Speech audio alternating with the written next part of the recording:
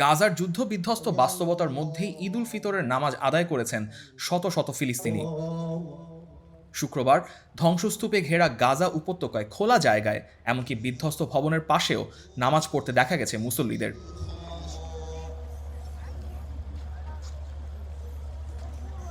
নামাজের পর সীমিত পরিসরে ছোট ছোট আয়োজনের মাধ্যমে ঈদ উদযাপন করেন তারা।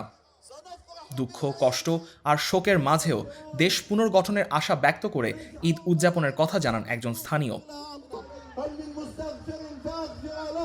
স্বেচ্ছাসেবকদের আয়োজনে শিশুদের বিভিন্ন কার্যক্রমে অংশ নিতে দেখা গেছে। বিতরণ করা হয়েছে মিষ্টি, হয়েছে ছোট ছোট সাংস্কৃতিক পরিবেশনা। পরিবারগুলো একত্রিত হয়ে ছেড়েছে রঙিন বেলুনও।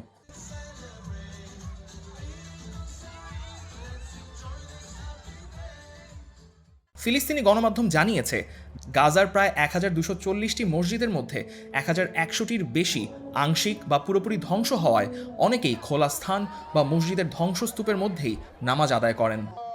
প্রায় 2 বছরের সংঘাতের পর হামাস ও ইসরায়েলের মধ্যে এখন যুদ্ধবিরতি কার্যকর রয়েছে।